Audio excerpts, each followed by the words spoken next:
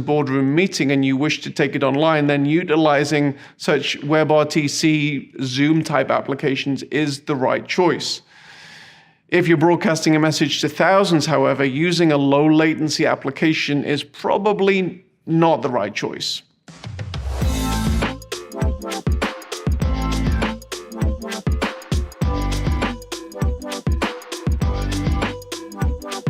Now, the first answer to this question is production value. If an individual is invited to present a TED Talk type presentation, there will often be nerves involved. The individual has to get the presentation just right. There are numerous books on the market of how a person can do this effectively. In addition to the person's presentation and how they look on the day, the presentation is typically given on a thought-out, clutter-free stage with high-quality cameras placed perfectly, lights, audio, visual, which mean that the only thing that is focused upon is the message itself. Everything is just right to present that message. Video conferencing lends itself to convenience, extemporaneous communication, and ultimately disposable content, which is often not the right feel you want to go for when you're going for a high-quality presentation. While a presenter can prepare their content in a similar manner to a TED Talk, presenting it through a webcam in a home with poor lighting, poor audio, and distracting background, with a high risk for video dropout and audio sync issues and typically no tech help, it's not often the most ideal solution. It must be noted that there are definitely ways to improve the production quality of video conferencing conversations, recording on a higher quality camera with better lighting, audio.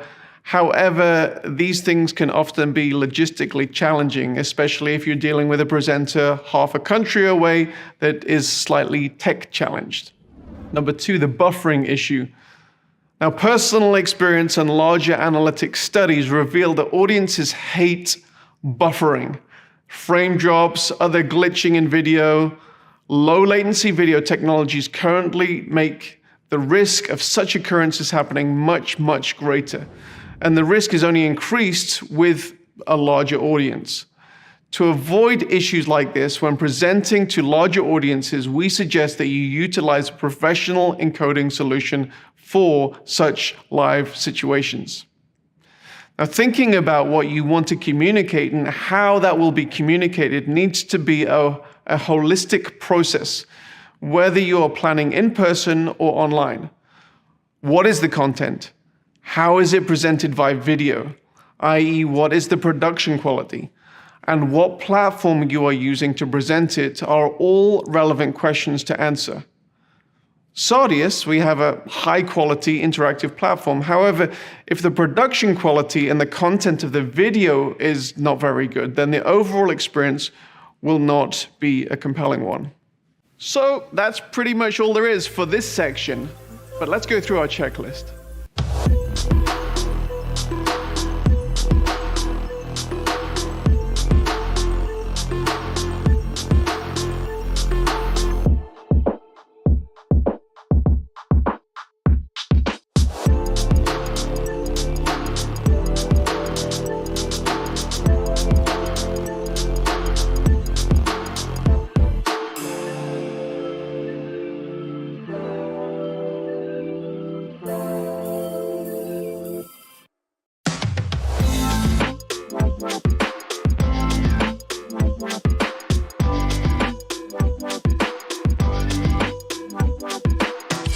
In this session, we're going to be talking about a subject that may seem very administrative, and that's registration.